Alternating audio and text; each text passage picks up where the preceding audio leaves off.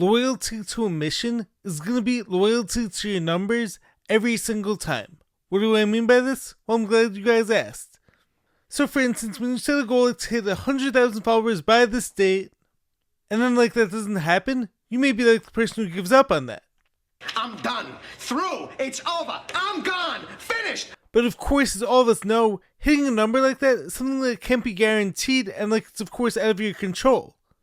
The person who's loyal to the mission, though, isn't going to stop until they get there, because they know that in order to reach that number, they're going to want to make an impact on hundreds of thousands of lives first. And so, as you may have heard me talk about several times in the past, I've been on several different journeys that have taken a really long time to achieve in those things. Are we there yet? We get there when we get there! Years and years beyond where the average person would have said it's time to give up and it's time to go a different direction. But what no one else out there realizes outside of me is that I'm being pulled by something far greater, and I'm also way too invested to quit now. I'm not looking at how far I still have to go. I'm looking at how much progress I've already made and how much closer I am to that goal now. And do I sometimes get lost in the sauce? Of course, I am human. But in today's episode, I want to talk about how to stay on track with whatever your goals may be, and why it is that the people who give up too soon are the ones who stay glued to their numbers, while those who are going to win in the end are the ones who stay set on the mission. Anyways, without further ado, let's dive deeper in now. Give me a...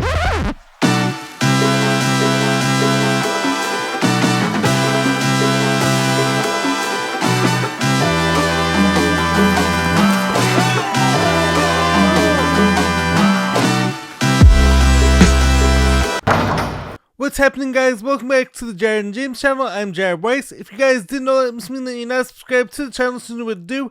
Hit that subscribe button, make sure to leave a like, drop a comment, let me know your thoughts on the video. Follow me on every platform, and if you guys haven't done so already, make sure to check out my book, Fight Through It by Jared Weiss. All links to purchase it are on my website, which is jaredryanweiss.com. That's JAREDRYANWEISS.com. Buy the book, support me, and make sure to check out all the awesome shirts in there as well. Every shirt has been designed by me, every shirt is made of 100% organic cotton, so any support at all, as I'm always saying, would be very greatly appreciated. So let's dive deeper now into your mission and not the numbers now. People wonder all the time, how do you keep posting when you're not getting views? How did you keep on training when you were nowhere near touching the rim? And so the first concept I want to get into in this episode is, once again, be loyal to your mission and not to the numbers. So what do I mean by this? Let me explain. When people wonder how do I keep on posting, or how does anyone keep posting, video after video, when several of these videos are only getting single digit or double digit views and single digit likes. How does he do that? How did I keep testing my jumps before I was anywhere near touching the rim? When it came to my whole dunk training, which I'm still on, of course. Well, that's because you weren't seeing my vision. You may make fun of me or make fun of someone who's not going viral yet, but this is why the mission always has to be the top priority. A mission doesn't get accomplished on day 1 or day 100 even. It's understood that it can take any amount of time, but that's not your responsibility. It's your responsibility to do the work that's required, and how long it takes or whenever the numbers come, leave that up to God and the universe. And of course, this is why it's so tempting to want to take shortcuts. Whether it be paying for views and paying for followers, or taking steroids. I'd better take the shortcut. Or the whole follow this jump program to gain 12 inches on your vertical jump in 2 months. And so many people once again are going to laugh at the person who's still going on that journey when they're still so far away from achieving that goal. How does he think he's ever going to be a full-time content creator? Well, I've been doing this for 5+ years now, and I haven't run out of any ideas yet. I'm constantly evolving, I'm making new connections, I'm leveling up my editing skills. Or it's the person who says, how is he ever gonna dunk? He's so short, he's still this far away. Well, it took me 10 years of refining my training to touch the rim while I was healing from a life-threatening illness. People who are loyal to the numbers quit too soon because they expect instant success. People who are loyal to the mission, though, are gonna hang in there for as long as it takes. So once again, just to reiterate, your job isn't the timeline, your job is to put in the work. And moving ahead, some of this requires what Chris Brickley spoke about during a recent clip I actually shared to my Rabbit Hole Roundup channel. And on this clip, he actually reposted me for the 3rd time now, which actually illustrates his point in this clip super ironically. So I think this goes with if you're an artist, if you're an actor, if you have a podcast, if you look at the greats and they're all delusionally confident. Where sometimes you might be like, this person's kind of crazy. But that's what it takes to be great. And by the way, just saying, if you're watching this, Chris, you have an open invite to come on my podcast at any time. I would love to have you on. I'm manifesting it now. So he was talking like all about delusional confidence and why this is so important to achieving any goals, whether it be like being a top NBA player, being a top level podcaster, trainer, etc., etc. And also for those of you who don't know him, he's a former college basketball player who ended up homeless at one point, and then he went on to become the most successful, most well-known NBA trainer in the world. He's trained every NBA superstar from LeBron James to James Harden, Carmelo Anthony, Donovan Mitchell, KD, you can keep on going down the list. He's trained all of them. How did he actually get there though? By seeing in himself what he could do before others saw it in him and gave him a chance. Just like how is it with me with a way smaller following than his right now? How am I getting reposted by someone who has like millions of followers? This all comes down to like me having delusional confidence in myself and like putting in that work to earn that belief. And this is the same belief I've had in myself to achieve as an underdog athlete, as an author, as a podcaster, as a content creator. But it all starts with being loyal to your mission and to your bigger purpose and not to the numbers and like where you're at right now. And as I always say, who knows, by the time this video comes out, maybe I'm already blowing up. I don't know and you don't know that either. But it's my purpose in everything that I'm doing, that's what keeps me going. I don't do these things so that I could cheat the journey or achieve that instant gratification, but I've decided that like I'm in this for however long it takes. It's not over until I win! You can't get wrapped up in the whole time aspect. And I know this because every time I've thought to myself that like I'm almost there, I still had a ways to go, and of course this could be like very frustrating. But when you have your mission to look at and like to fall back on, you can be like, alright God, what's next? What do you need me to do now? Maybe it's not my time right now, but I'm going to keep going because like I know that like my time is coming. I'm busy chopping away at like this massive log, and all you're seeing is this big log still standing in front of me. And hey, sometimes like I focus too much on that too, but in reality, I'm making all these cracks that aren't noticeable. Every single post I make, even the ones that have just like one like, every book I sell, every workout, it's all building towards something. Every bad day or rough day like I go through, another crack, and then like eventually it falls.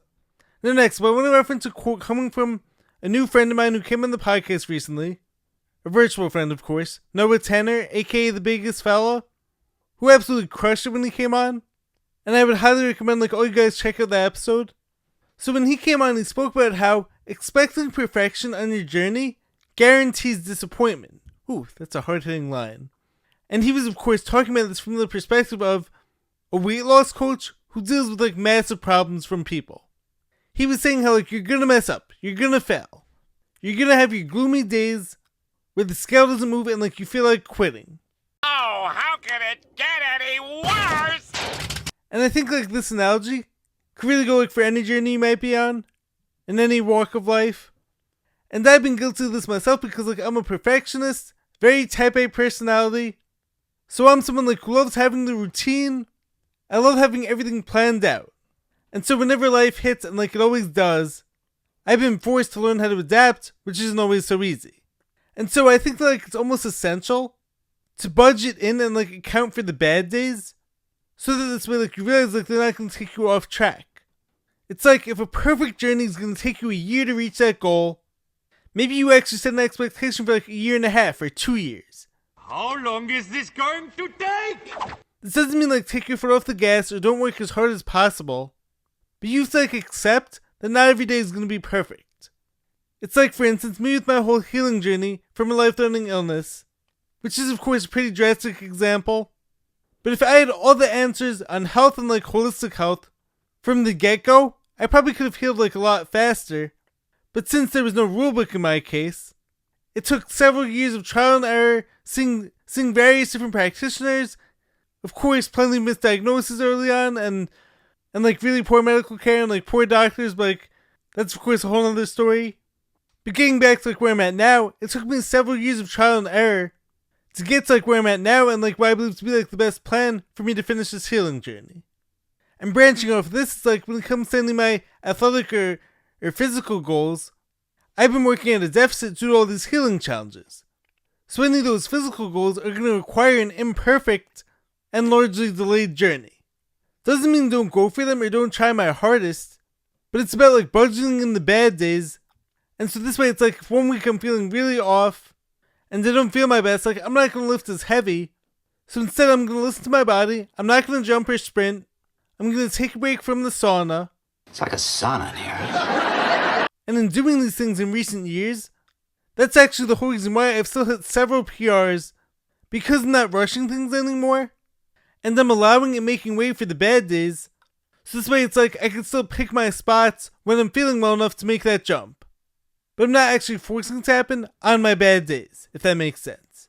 Now moving right ahead, I heard James Clear say recently, during an interview with Mel Robbins, which happened like a few months ago I think, he was saying how like in order to win more than once, it takes building systems and like having systems in place. And this is like a very crucial reminder. So like what did he mean by this? Well, it's like take the viral sensation, the Hallie Welsh, Hawk to a Girl, or insert like whatever name you like. Catch me outside, how about that? They said something crazy and caught lightning in the bottle. So now they have quote unquote success. But like, is it sustainable? No, because there's no foundation in place, and there's no path like to keep on achieving. And this is where like I believe having a strong value system in place is gonna come in big time. Yes, I've heard it time and time again, nice guys finish last, whatever. I have to change my content to go more viral and yada yada yada. Yada yada. Yada what? Yada yada yada. And could there be some truth to that? Yes, of course. Of course, if I spoke about more of the trendy things and copied everyone else out there, would it give me faster success? Sure, I'm sure it would. But what I'm busy building is a system. And a brand that's built on authenticity, positivity, and even like all the guests who I have on, whether or not they have a big following, doesn't matter to me. What matters to me is that like they're high character people with something interesting to share. I'm not into clout chasing for the sake of clout chasing unless like it's something that actually aligns with my brand. And so to be clear, I'm not anti-success. I mean like, if I have a video like that blows up overnight, while selling on brand, that would be incredible. I would love that. But I have a system in place where I believe like if you find me, you know like you're getting into all these really good things, all these really positive things. And so does it take a lot longer to get to that success? Tell me about it.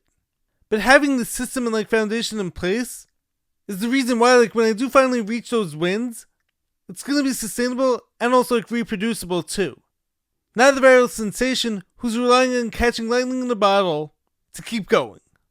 And yes, they may have like their moment or even moments. Maybe they're even gonna like hang around for like a year or 2 years. But over time, they're gonna get exposed. It's like as one of my all-time favorite J. Cole lyrics goes, and just to be clear, no hate towards Drew Gooden, a really good NBA player, but like being good is good, that'll get you Drew Gooden. But me, I want Jordan numbers, LeBron footing, can't guard me, Vince Lombardi, John Wooden. Now this leads me into my final point for this episode, which is that the difference between me, and hopefully you if you're someone who's watching this and like resonating with this message, the difference between us and the person who fails is just simply they quit too soon. It's honestly that simple, I believe. When you lose yourself in the numbers and become so focused on like how far you still have to go, whether it's like I only have this many followers or I'm only lifting this much weight now, how am I ever possibly going to reach the mountaintop? Then on top of that, you have like friends and peers who are telling you how this person is 5 years younger than you and like they only made it in 1 year. And so therefore, it's time to quit, the jig is up, choose a new path. But this is like a point I made several times now, which is I'm too invested into all these journeys to turn back now. I've invested time and money and hours and hours and hours of hard work. And when you do that, when you have like all that invested, it would actually be like neglecting yourself to give up now if this is something you still want and like you still believe in your heart of hearts like this is meant for you.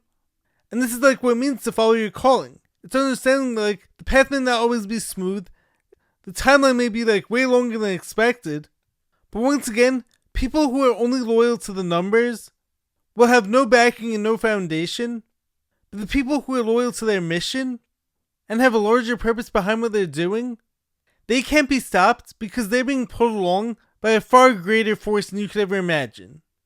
Anyways, that's the video. If you guys like what you heard, make sure to leave a like, drop a comment, subscribe to the channel. I will catch you guys next time. Stay positive, stay hustling, stay grinding, don't give up. Catch you next time. Peace.